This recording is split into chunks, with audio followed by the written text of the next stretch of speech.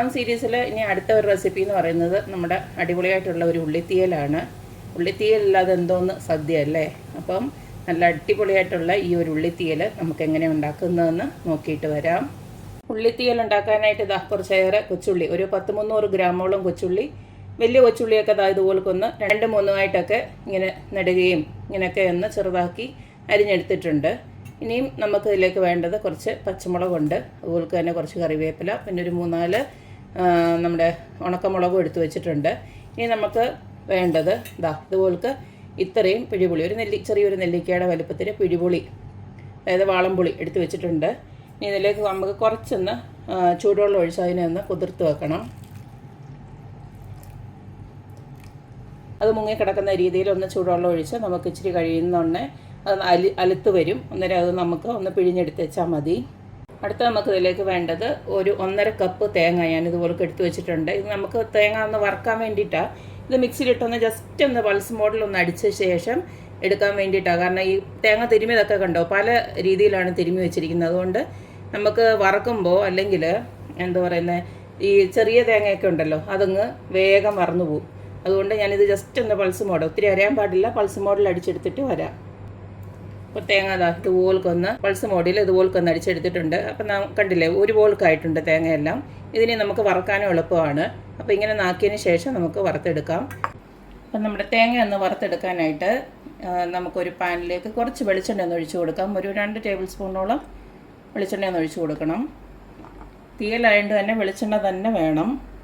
ഇനി ഇതിലേക്ക് നമ്മൾ നേരത്തെ എടുത്ത് വെച്ചിരിക്കുന്ന തേങ്ങ ഉണ്ടല്ലോ അതങ്ങോട്ട് ഇട്ട് കൊടുക്കാം. എന്നിട്ട് കൈവിടാതെ ഇളക്കി ഒരു ഗോൾഡൻ കളർ ആവുന്നതിനും വരെ നമുക്കിത് ഇളക്കിക്കൊണ്ടിരിക്കണം.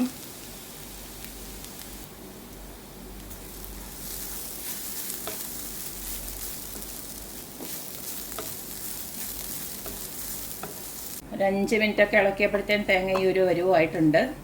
ഒരു 5 മിനിറ്റും കൂടെ നമുക്ക് ഇളക്കുമ്പോഴത്തേന് കറക്റ്റ് ഒരു ഗോൾഡൻ കളർ വരും. ഇങ്ങനെ നമ്മൾ ആ അടിച്ചൊന്ന് എടുത്തുകൊണ്ടാണ് ഇത്ര ഫാസ്റ്റായിട്ട് നമുക്കിത് വറന്ന് കിട്ടുന്നത്, അത് ഒരുപോലെ കിട്ടുന്നത്. അല്ലെങ്കിൽ ഇതിനോടകം പകുതി കരിഞ്ഞു പോയിരുന്നേനെ. ഒരു 5 മിനിറ്റ് കൂടെ കഴിഞ്ഞപ്പോഴത്തേന് ഇതുപോൽക്കായിട്ടുണ്ട്. ഈ സമയം നമുക്ക് സ്റ്റൗ ഓഫ് ചെയ്യാം. എന്നിട്ട് വേണം നമുക്ക് പൊടികളൊക്കെ ഒന്ന് ഇട്ട് കൊടുക്കാനായിട്ട്. ഇനി നമ്മൾ തീ ഓണാക്കി വെച്ചുകൊണ്ടിരുന്ന് കഴിഞ്ഞാൽ അത് വേഗം കരിയും. അപ്പം നമുക്ക് ഈ ഒരു ചൂടിൽ തന്നെ നമുക്ക് പൊടികളോട് ഇട്ട് കൊടുക്കാം. എല്ലാം ഒന്ന് റെഡിയാക്കി വെച്ചിരുന്ന വേഗത്തിൽ ഇട്ട് കൊടുക്കാം. ഞാൻ സ്റ്റൗ ഓഫ് ചെയ്തിട്ടുണ്ട്. ഇനി പൊടി ഇട്ട് കൊടുക്കട്ടെ. ആദ്യം തന്നെ ഇതിലേക്ക് കുറച്ച് മഞ്ഞൾപ്പൊടി ഇട്ട് കൊടുക്കുകയാണ്, ഒരു 1/4 ടീസ്പൂണ് ഇട്ട് കൊടുക്കുമ്പോൾ തന്നെ ഇതൊന്ന് ഇളക്കി അങ്ങ് വെച്ചേക്കണം. ഇനി ഇട്ട് കൊടുക്കുന്നത് മല്ലിപ്പൊടിയാണ്, ഒരു 2 ടീസ്പൂൺ ഇട്ട് കൊടുക്കുകയാണ്. നമ്മളെടുക്കുന്ന ഉള്ളിയുടെ അളവനുസരിച്ചിട്ട് ഇട്ട് കൊടുത്താൽ മതി. അടുത്തത് എരിവിന് ആവശ്യമായിട്ടുള്ള മുളക്. ഞാനിപ്പോൾ കാശ്മീരി ചില്ലിയാണ് യൂസ് ചെയ്യുന്നത്, കാരണം പച്ചമുളകും ഇട്ടിട്ടുണ്ട്. അപ്പോൾ ഒരു 4 ടീസ്പൂണ് മുളക് ഇട്ട് കൊടുക്കുകയാണ്. അതിന് എരിവില്ലാത്തതുകൊണ്ടാണ് 4 ഇട്ട് കൊടുക്കുന്നത്. നിങ്ങളുടെ എരിവ് അനുസരിച്ചിട്ട് മുളക് പൊടിയുടെ അളവ് കൂട്ടുകയും കുറയ്ക്കുകയൊക്കെ ചെയ്യാം. മല്ലിപ്പൊടിയുടെ ഇരട്ടി വേണം മുളക് പൊടി ഇട്ട് കൊടുക്കാൻ. ഇപ്പോൾ ഈ ഒരു തേങ്ങയുടെ ചൂടിൽ തന്നെ ഇതോടൊന്ന് മൂത്ത് കിട്ടും. ഇത് ജസ്റ്റ് ഒന്ന് തണുത്ത് വരട്ടെ. അത് കഴിഞ്ഞിട്ട് നമുക്കിത് വെള്ളം തൊടാതെ നല്ല ഫൈനായിട്ടൊന്ന് അരച്ചെടുക്കണം. കാരണം ഈ തേങ്ങയ്ക്കകത്തുനിന്ന് ഇറങ്ങുന്ന എണ്ണ ഉണ്ടല്ലോ, അത് മാത്രമല്ല നമ്മൾ ആദ്യം കുറച്ചൊന്ന് എണ്ണ ഒഴിച്ചു കൊടുത്തല്ലോ, ആ ഒരു എണ്ണയിൽ ഇത് നന്നായിട്ടൊന്ന് അരഞ്ഞു വരും. എന്തായാലും ഇതൊന്ന് തണുക്കട്ടെ. നമ്മുടെ വറുത്ത് വെച്ചിരിക്കുന്ന പൊടിയൊന്ന് ആറി വരുന്ന സമയം കൊണ്ട് നമുക്ക് ഇതൊക്കെ ഒന്ന് വഴറ്റിയെടുക്കാം. ഒരു 2 ടേബിൾ സ്പൂൺ വെളിച്ചെണ്ണയോടെ ഞാൻ ചട്ടിയിലോട്ടാണ് ഒഴിച്ചു കൊടുക്കുന്നത്, മൺചട്ടിയിലോട്ട്. എണ്ണ ചൂടായി വരുമ്പോൾ നമുക്ക് കുറച്ചൊന്ന് കടുകിട്ട് പൊട്ടിക്കാം. കടുക് പൊട്ടി വരുന്നുണ്ടെങ്കിൽ ഉണക്കമുളക് എടുത്ത് വെച്ചിരിക്കുന്നതോടെ ഇട്ട് കൊടുക്കുകയാണ്. ഈ കൂട്ടത്തിൽ തന്നെ നമ്മൾ കൊച്ചുള്ളിയും അതുപോലെ തന്നെ കറിവേപ്പിലയും പച്ചമുളകും എല്ലാം അങ്ങോട്ട് ഇട്ട് കൊടുക്കുകയാണ്.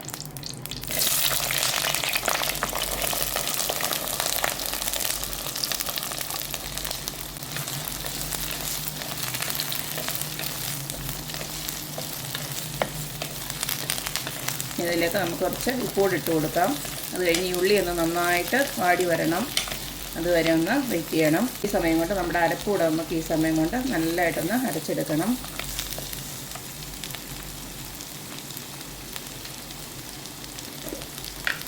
ഒരു ടീസ്പൂൺ ഉപ്പ് ഞാൻ ഇട്ട് കൊടുക്കുകയാണ്.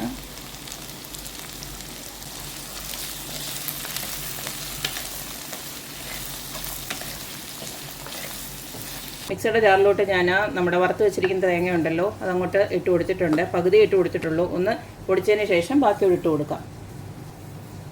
ഇതുമാതിരി ഒന്ന് പൊടിച്ചെടുത്തിട്ടുണ്ട്. ഇനി ബാക്കിയോട് ഇട്ട് കൊടുത്ത് നല്ല ഫൈനായിട്ടൊന്ന് പൊടിച്ചെടുക്കാം. വെള്ളമൊന്നും ഒഴിച്ച് കൊടുക്കാതെ തന്നെ കണ്ടോ തേങ്ങയുടെ എണ്ണ ഇറങ്ങി ഇത്ര അരഞ്ഞ് കിട്ടിയിട്ടുണ്ട്. ഒന്നും കൂടെ നമുക്ക് നന്നായിട്ട് അരച്ചെടുക്കണം. നല്ല ഫൈൻ പേസ്റ്റ് പോലെ. എൻ്റെ മമ്മിയൊക്കെ പറയുന്ന പോലെ വെണ്ണ പോലെ അരയണമെന്ന് പറയും. വെള്ളം തൊടാതെ വെണ്ണ പോലെ അരയണമെന്ന് പറയും. അപ്പം ഇൻ കേസ് നിങ്ങൾക്ക് നന്നായിട്ട് അരഞ്ഞ് കിട്ടിയില്ലെങ്കിൽ നമ്മുടെ പുളിവെള്ളം ഉണ്ടല്ലോ, ഞാനിപ്പോൾ ഇത് പുളി ഒന്ന് കൈ കൊണ്ടൊന്ന് നന്നായിട്ട് പിഴിഞ്ഞ് വെച്ചിരിക്കുക. അതിൽ ഇത്തിരി ഒന്ന് ഒഴിച്ചു കൊടുത്താലും മതി. ഇനി അതൊന്നുകൂടെ നന്നായിട്ട് അരച്ചെടുത്തിട്ട് വരാം. അപ്പോൾ ദാ ഈ ഒരു പരുവത്തിൽ നമുക്ക് കിട്ടണം. നല്ല ഫൈനായിട്ട് അരച്ചെടുത്തിട്ടുണ്ട്. വെള്ളം തൊടാതെ ഇതുപോലെ കരഞ്ഞ് കിട്ടിക്കഴിഞ്ഞാൽ നമ്മുടെ ആ ഒരു എന്താ പറയുന്നത് വെക്കുന്ന തീയലിനുണ്ടല്ലോ ഈ ഒരു കളറ് കിട്ടും. അപ്പോൾ ഇനി ഇതിവിടെ മാറ്റി വെച്ചേക്കുവാണ്. ഇട്ട് കൊടുത്ത ഉള്ളിയെല്ലാം ഇതുപോൾക്ക് വഴണ്ട് നല്ലതായിട്ട് വന്നിട്ടുണ്ട്. ഈ സമയം നമ്മുടെ അരപ്പുണ്ടല്ലോ അങ്ങോട്ട് ഒഴിച്ചു കൊടുക്കാം. എന്നിട്ട് നമ്മുടെ പുളിവെള്ളം ഉണ്ടല്ലോ അത് വെച്ചിട്ട് ഈ ഒരു ജാറൂടെ കഴുകി ഇതിനകത്തോട്ട് ഒഴിക്കാം. അപ്പോൾ ഞാൻ ആ പുളിവെള്ളത്തോടെ ഒഴിച്ചിട്ട് ആ ഒരു ജാറ് കഴുകി എടുത്തിട്ടുണ്ട്. നിങ്ങൾക്ക് ചാറ് എത്രയാണോ ആവശ്യം അത്രയും വെള്ളം ഒഴിച്ച് കൊടുക്കുക. കുറച്ചും കൂടെ വെള്ളം വേണം, ഇത്രയും പോരാ. ഞാൻ കുറച്ചും കൂടെ വെള്ളം ഒഴിച്ച് കൊടുക്കട്ടെ.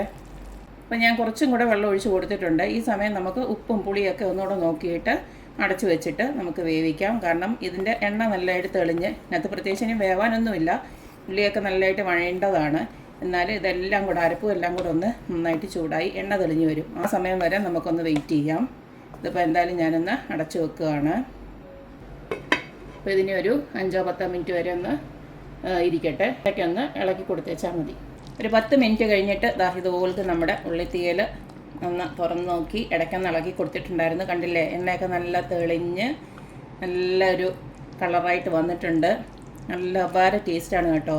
ഇനി നമുക്ക് അവസാനമായിട്ടൊരു സാധനം കൂടെ ചേർത്ത് ഇതിനെയും നമുക്ക് സ്റ്റൗ ഓഫ് ചെയ്യാം.